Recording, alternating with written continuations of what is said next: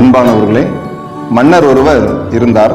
ஒரு நாள் தன்னுடைய நாட்டு மக்களுக்கு நன்மை செய்ய வேண்டும் என்பதற்காக ஒரு தான தர்மம் ஒன்றை ஆயத்தம் செய்தார்.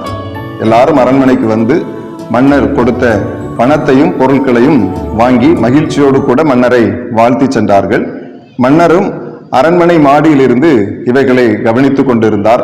அவருக்கு மிகுந்த சந்தோஷமாகவும் பெருமையாகவும் இருந்தது. ஆனால் அருகே மரத்திலே அமர்ந்திருந்த 2 காகங்கள் ஒன்றோடு ஒன்று பேசுவதை அவர் கவனித்தார். ஒரு காகம் சொன்னது, மன்னருக்கு எவ்வளோ பெரிய மனது, எவ்வளோ பெரிய தியாகம், இன்றைக்கு எவ்வளோ நன்மை செய்கிறார், அவர் மிகவும் சிறந்தவர் என்று பாராட்டியது.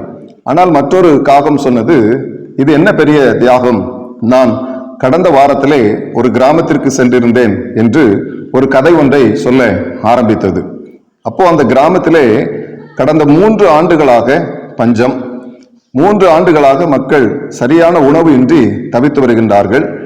அந்த கிராமத்திலே ஒரு ஏழை குடும்பம், ஒரு கணவன், ஒரு மனைவி, 2 பிள்ளைகள் இருக்கின்றார்கள். 3 நாட்களாக அவர்கள் ஒன்றும் சாப்பிடவில்லை.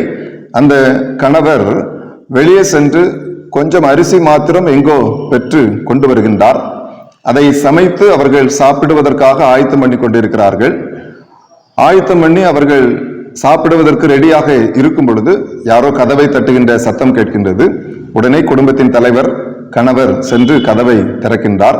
அங்கே ஒரு பெரியவர், வயது முதிர்ந்தவர், மிகவும் ஏழ்மை நிலைமையிலே இருக்கக்கூடியவர். ஐயா, எனக்கு சாப்பிடுவதற்கு ஏதாவது கிடைக்குமா, நான் 10 நாட்களாக சாப்பிடவில்லை என்று சொல்லி சொன்னார். உடனே அந்த கணவர் தன் வீட்டிற்கு வந்திருக்கின்ற அந்த விருந்தாளியை உள்ளே அழைத்து வந்து தன்னுடைய பங்கை, நீங்கள் இதை சாப்பிடுங்கள் என்று சொல்லி கொடுக்கின்றார்.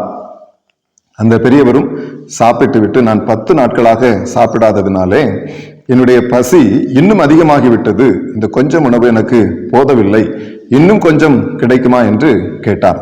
அப்போ அந்த அம்மா சொன்னார்கள், என் கணவர் சாப்பிடாத போது நான் மாத்திரம் எப்படி சாப்பிட முடியும், எனவே என்னுடையதையும் நீங்கள் சாப்பிடுங்கள் என்று சொல்லி அந்த அம்மா கொடுத்தார்கள். அந்த பெரியவர் அதையும் வாங்கி சாப்பிட்டு விட்டு, என்னுடைய பசி இன்னும் தீரவில்லை, இன்னும் எனக்கு கொஞ்சம் கிடைக்குமா என்று கேட்டார். அப்ப அந்த பிள்ளைகள் சொன்னார்கள், பெற்றாருடைய கடமைகளை நிறைவேற்றுவது பிள்ளைகளுடைய பொறுப்பு, எனவே வீட்டிற்கு வந்திருக்கிற விருந்தாளியை உபசரிக்க வேண்டியது எங்களுடைய கடமை, எனவே எங்களுடையதை சாப்பிடுங்கள் என்று சொல்லி 2 பிள்ளைகளும் கொடுத்து விட்டார்கள். அந்த பெரியவர் சாப்பிட்டு விட்டு மனதார அவர்களை வாழ்த்தி சென்றார். ஆனால் அன்றைக்கு இரவே அந்த 4 பேருமே பசியினால் பட்டினியினால் இறந்து விடுகின்றார்கள். அதைவிடவா இந்த மன்னருடைய செயல் பெரிய தியாகம் என்று அந்த காகம் கேட்டது. இப்பொழுது மன்னருக்கு புரிந்தது, தான் செய்வது ஒன்றும் இல்லை என்பதை அவர் புரிந்து கொண்டார். அன்பானவர்களே, இருப்பதில் அள்ளி கொடுப்பது அல்ல தியாகம், யாராலும் கொடுக்க முடியாததை கொடுப்பதுதான் தியாகம். இருப்பதில் அள்ளி கொடுப்பது அல்ல தியாகம், யாராலும் கொடுக்க முடியாததை கொடுப்பதுதான் தியாகம். ஆண்டவர் இயேசு கிறிஸ்து அப்படிப்பட்ட பெரிய தியாகத்தை நமக்காக சிலுவையிலே தந்தார். தம்முடைய இரத்தத்தை, தம்முடைய சரீரத்தை நமக்காக தந்து நமக்காக அவர் சிலுவையிலே பலியானார்.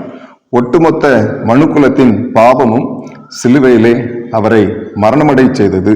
அவர் நமக்காக மரித்து 3வது நாளிலே உயிரோடு கூட எழுந்தார். அந்த அன்பை, ஆண்டவர் இயேசு கிறிஸ்துவின் அந்த தியாகத்தை நாம் உணர்ந்து கொள்வோம். அவருடைய அன்பிற்கு அடிபணிவோம். அவரை போலவே அன்பாக வாழ்ந்து காண்பிப்போம். கர்த்தர் நம்மை ஆசீர்வதிப்பார். ஆமேன்.